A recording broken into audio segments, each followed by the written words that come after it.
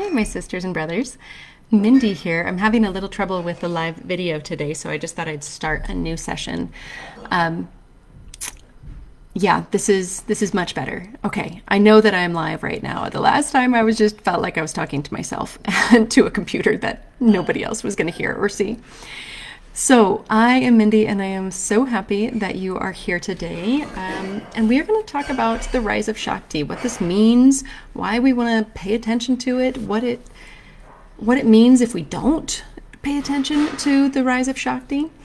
And my apologies for any extra noises that you might be hearing from my house. My two children are working on chores. Sounds like they're putting away some dishes. So that'll be cleared up here pretty soon if you can hear it. Anyways, I'm so happy to be here today. This rise of Shakti. Shakti has been a part of my life consciously for at least 15 years. And unconsciously, she's always been there. It's always something that's been driving me. And I didn't even know really what it was until I started to really expand in who I was. And I really started to embody my own divine feminine, my own goddess power. You see, I was raised in a great family, but I was the last child out of four, and I was kind of raised like a tomboy. I got my dad's love and affection, and he kind of wanted another boy, probably, I'm just guessing. But I just embodied the masculine so well. I was determined, I had drive, I could push through anything, I was strong, and I was really, really determined as a kid. If I wanted something, I would just figure out how to make it happen. And that carried through my whole life. And it still is a great skill set that I have. I haven't lost it because I've embodied my divine feminine. But to embody the feminine was not something that was really highly regarded in the way I was raised.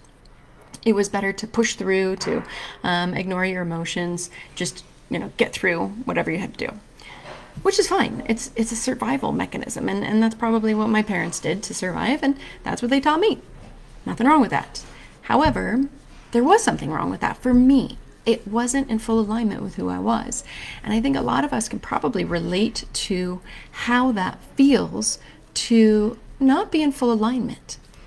And that's your first indication that Shakti's at work. Okay, so there's this masculine principle and feminine principle, and I'm going to speak to it today from the yogic perspective. This is where I have my expertise. So we aren't going to practice yoga today. This isn't about spiritual or religion. It is just about looking at the world from a different perspective. So the yogis believe that there's a masculine and a feminine to everything. We live in a world of duality that is one conscious unity. Okay, so you have these opposites and they are one.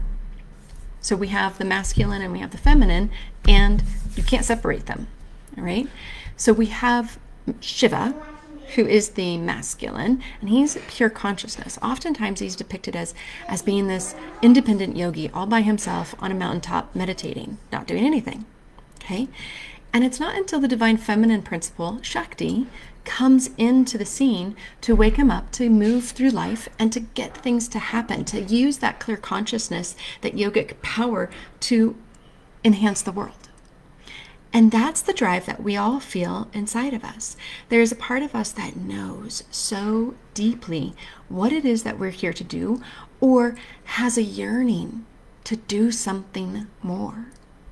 Whether that's just a creative adventure like drawing or designing something, or creating a whole new way to do your work. It could be anything. It could be, for goodness sake, just helping the earth and helping humanity become better. It could be donating to your favorite charity. There's all these ways that she shows up, okay? But there's a yearning that comes from our hearts, that comes from deep within us. That yearning is the Shiva principle. But it is the action that comes behind it that brings it forward into this world that is the Shakti principle. So you see, you can't have consciousness and no action. You can't have action without clear consciousness behind it. So you've got to be able to blend these two principles. And most of us see this deep heart yearning, this deep desire from within to improve our lives and to improve those of others. And then we get stuck. we think, well, who am I to do this? I'm not Deepak Chopra. I'm not Oprah. I mean, who am I to be able to help improve the world?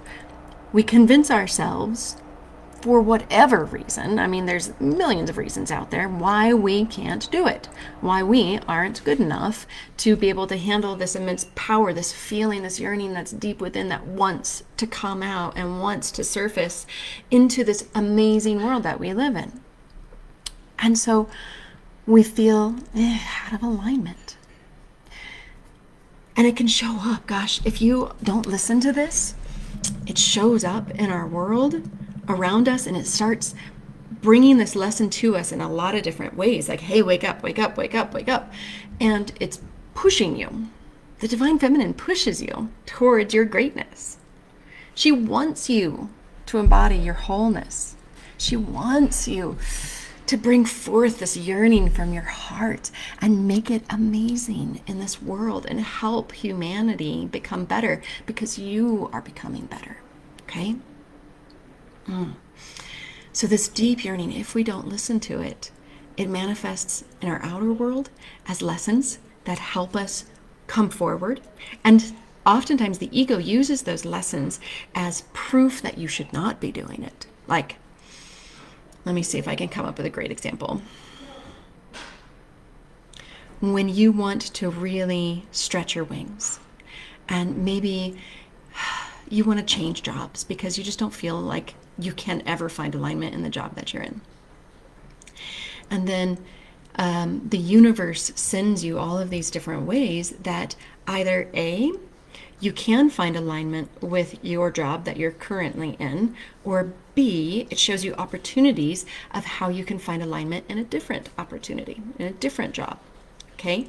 And the ego will say, well, look, I am being confronted at work with a way that I could help somebody and I could be better, but I don't want to do that. It scares me to help that person in this way. It feels like I'm attracting the wrong energy. But oftentimes we don't attract the wrong energy. We attract the energy that feels wrong to the ego, but is just what the soul needs to spread its wings. Okay? So the soul loves to prove through the world that, or the ego loves to prove through the world that you aren't enough. And those same things that the ego uses to prove to itself that it's not enough is the exact same actions or experiences that the soul uses to spread its wings and become bigger and brighter and bolder and more courageous and more open and more joyful. And I know this deep within, because this has been my journey. I mean, I have a lot of goodness in my life, and I have been through a lot. I mean, I don't even want to go there right now, because that's not the point of this conversation. The point of this conversation is that Shakti shows you your potential. She shows you where you're needed in this world. And then it's our choice as an individual conscious human being to choose to step forward into that power or to shrink from that power. Okay, we can raise our vibration. This is another way that we talk about it in our world without saying the word Shakti or divine feminine. The energy in this world is the divine feminine principle. It is Shakti. There is no escaping her. She is the energy, the frequency that lifts us up. She can also tear us down, but that is a different form of her. That's the more like the Kali energy. We're not going to go there again today. But all forms of energy, whether you feel like they're pushing you forward or pulling you back, they're Shakti. And the divine feminine principle allows you to step into your greatness because she shows you over and over and over again. Yeah, can you feel that? Where has she showed up for you in your life? Maybe recently, maybe a long time ago. Where has she been most potent? When did she give you the courage to step into something that you didn't think you could do? And somehow you managed it. Okay? So a way that we can really think about Shakti is, how am I aligning with my highest self? How am I aligning with this divine feminine principle that exists in all humans, male, female? Everyone receives this energy, feels it flowing through them. How do you align with this? How do you tap in and become one with her? So one of the things that has been part of my journey, and it's interesting, it kind of goes in and out, is enlightenment. I mean, I teach people about enlightenment. I am not enlightened, and I don't know if I ever will be. I feel like it might be part of my journey, but it also might not be. But it doesn't matter if you are enlightened or not. I mean, I remember teaching at teacher training, and the students were lamenting because it's going to take them so long to find enlightenment. No. The journey to enlightenment is what is important. Once we get there, then like everything's perfect and divine and whatever, and you don't have to work so hard at it. But right now, this journey toward enlightenment and embodying our divine feminine and our divine masculine, dang, that's where it's at. That's how you get enlightened, is to continue to embody more and more and more of you. More and more and more of this divine feminine principle that is here to improve the world, to shine brightly, to raise vibration. A rising tide lifts all boats, all of them. So if we work on this ourselves, then we can inspire those around us, not because we're forcing it on them, but because somebody sees you and says, wow, she's doing great stuff. I don't even know what it is. Or like yesterday, I was just making some comments on Facebook on different posts, and I had several people respond to me and say, wow, you must be the kindest person because I feel it. Like, that doesn't happen because you're stuck in the muck, because you're focusing on the shit. You're focusing on what lifts others up. And what lifts others up is what lifts you up. All right? So we want to break this legacy of not being enough. And the way we start to do that is to start to shift our focus. And shifting our focus is going to shift our vibe. And shifting our vibe is going to change freaking everything. All right? You start to see everything in a different way. You start to see the beauty that exists all around you. Shit, this world's gone to hell in a handbasket, basically, with COVID-19. But there is still beauty all around, everywhere. Look for it. It's there. See the sun shining through the clouds. See the glorious blue sky. Feel the breeze on your face, the warmth of the spring sun. Let your heart sing. Look for the goodness. I mean, it's springtime in the northern hemisphere. Look for the goodness, because it's everywhere. See the smiles on children's faces. See it in your spouse. Nourish your body with good food. Feel into the focus of where you are going. And instead of focusing on all the things that can tear you down and wear you out, like how many cases did we get today? How much news media did I consume today? The government is out to get me. I mean, there's any number of things that you can wear yourself out with. All right, you can, if you're left wing, you can read the right wing crap and freak yourself out. If you're right wing, you can read the left wing crap and totally mess yourself up. Okay, that's not what it's about. Putting your focus into things that wear you out, drain you, exhaust you, make you feel worried like the world is going apeshit, it's not going to help anybody. It's only lowering your vibration. And you lowering your vibration has never helped a single person. And especially it hasn't helped you. Okay? It is your job on this spiritual path to raise your own vibration. And don't lower your vibe for anybody. Okay? If you feel like, well, it might make this person feel more comfortable if I'm not such a bright shining light. No. That person needs to see you. Even if they give you a little bit of resistance, that resistance isn't you. That resistance is a reflection of them. Okay? You need to embody as much of yourself, as much Shakti and joyful energy as you can, because that will give you courage to take on anything this world has to throw at you. That's my daughter, Kevra. She apparently really likes being on live TV. So start to shift your focus. Focus on the things that lift you up. Do your morning meditation. Do it at night. Feel into your chakra system. Do the things that really resonate with you. Go for a walk. Get out in nature. Snuggle with your little ones. There's so many things that you can do to really raise your vibration. You guys can't see this, but she's like petting my back right now. Like, oh, I love you, Mama. So what are you aligning with? Are you aligning with the things that really lift you up and make you feel good? Or are you aligning with the things that wear you out, tear you down, and make you feel so stressed out? All right. Now, you can't avoid all stress. You can't avoid all negative energy. But when you are focusing most of your energy on the joy, on the light, on the high vibration energy, when you encounter the low vibration, the negative stuff, it's not going to affect you nearly as strongly as if you were already in those low vibration states. Okay, does that make sense? Let me say that again. When you are focusing on raising your vibration, and that's where you are aligning, then the low vibration stuff that you encounter, because we can't avoid it, that stuff will be so much easier to deal with because you're going to be looking at it from a completely different perspective. That's Periwinkle.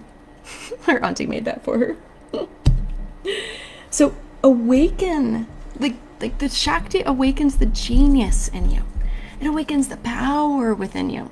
It helps you feel resourceful so that you can get through anything. It gives you a sense of courage and a sense of inner knowing that you are outstanding, that you are an amazing creation of God. God doesn't create crap, and he didn't start with you. It's one of my coach's favorite things to say. God didn't start with crap. God doesn't make crap, and he didn't start with you. Okay? Shakti doesn't wait for you to become the person you're supposed to be before she awakens you. Shakti is the energy that awakens you. She's always there. She's like a loving mother nudging you forward toward your greatness. See if you can tap into her and just feel that loving embrace that she gives you. She's all around you and she's inside of you. So whether you like to go out and pull energy into you or you like to bring it up from your depths, it doesn't matter because she's both places. She's always there, in and around you. So trust that she's got your back. This is another way that you can hear this in different words is the universe always has your back. The universe always has your highest good in mind. Have you heard this before? I'm sure you have. The universe has always got your back. Shakti, the Divine Mother, she's always looking out for you. She knows the direction. She knows your soul's purpose. She's nudging you toward you knowing your soul's purpose even more.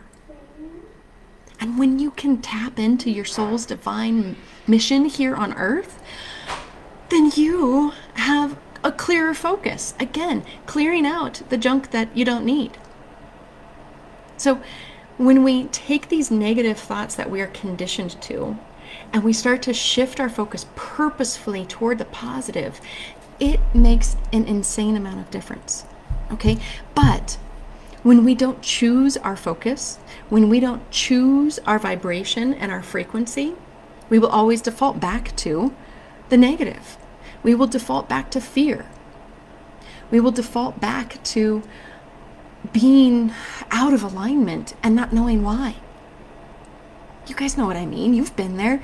Ugh, something just feels weird here in your body, in your belly, and you just can't put your finger on it. It's because you're not listening. You're not aligning as much as you can. You're resisting your soul's wisdom. You're resisting the Divine Mother and the direction that your soul is meant to be moving in. All right, so I just picked up this book on a recommendation from a friend. What I'm about, I don't know, 75 pages in. The Divine Feminine Fire. Terry Diggler. Okay. And it's interesting how, everything comes to you at just the right time. Well, yesterday morning I was thinking about this live, and the beginning of chapter 2, it is I burn desiring what the heart desires, and it goes through so much of what we're talking about. It says that this yearning, you'll almost certainly have experienced this yearning at one time or another as a deep-seated desire for creative expression. But it may have touched you in many other ways as well, as a simple desire to discover who you really are or to understand the reason for your existence, as a great passion to end suffering and right the wrongs of the world, as hunger to know God, not with your mind, but with your heart, as an awareness that any inner emptiness you feel needs to be filled with something spiritual, that the material will simply no longer satisfy. Right? We've done that. We've tried to fill it with outside things, with people, with friends, with things, with cars, with purses, and fingernails being all pretty, and makeup and surgery for some people, right? We've tried to do all this material stuff, and there's still that same feeling inside of us. It doesn't feel good. It just doesn't feel right. And so, what do you do about it? You start to align. You start to recognize who you really are. That you are greater than you already know yourself to be. That honestly, you're already enlightened. There's just sort of a fake mirror or a fake wall in between you and that feeling of knowingness that you are divine. And so, my dear sisters and brothers, what can you do today? What can you do today to feel more aligned with who you really are? You have the capacity within you right now. You don't need any new skills. You don't need any new tools or systems to start finding this. You know who you are. You know your soul's glory. And for you, it's a matter of now tapping in each and every day and starting to change your focus, starting to change your vibe, raising it up for humanity's sake, raising it up for your sake, for your children's sake. Yeah? We can all be better. And I think that is one of the messages of this global pandemic, is that we all can be better. There's so many messages that we can get, and we can get bogged down in the really ugly negative ones. Or we can really rise up to this opportunity of global shifting. That we can take care of each other better. That we can take care of this earth better. That we can take care of ourselves better. And the more that we are aligned with this beautiful energy that is nudging us towards our divine purpose, the more we will really, truly be the strong, impactful women and men that we are meant to be. And it doesn't matter if you impact one person or a million people. Each human being that you lift up, even just a smidge, even just one day, you've improved the world already. All right, now if you do want help along this journey, I am totally here for you. Now, I have a program. It is specifically for women at this moment in time. I know that eventually I will expand into working with our beautiful men in this community as well. But right now, it is specifically for women who are ready to enjoy this world, spiritually taking yourself out and making the impact that you're meant to be, and enjoying your material life at the same time. Spirituality and Shakti and Shivism, oh my gosh, it always gets this rap where you have to be poor in order to enjoy or to be able to embody the spirit. Yeah, that can help. It can help some people to really clear out the clutter. But for most of us, we are meant to be living householder lives. We are meant to be focusing on children and on work and on, creating beauty in this world. So if that's something that you're interested in, I'm going to put a link in the notes here to check out my new webinar. It is totally free, 45 minutes, and can really give you some amazing tools. It's 5 shifts to both enjoy spiritual and material success for professional women.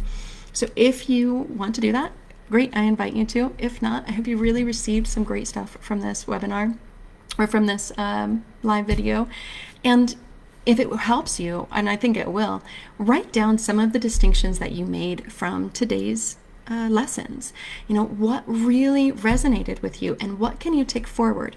Because the only thing that's really going to happen if you just watch this and go on your day is that this feeling that you're feeling right now of upliftment and Shakti and divine intervention and yay, I've got this, I'm aligned, that dissipates fairly quickly, probably within a day, unless you start to seed it, unless you plant it within your consciousness. And planting it in consciousness can be taking notes or just leaving a comment here about what you really received and what you want to take forward. The more you write it down, the more you revisit that thought that's changing our focus, it really embeds that and helps it grow within you. So I'd love to encourage you to share any comments.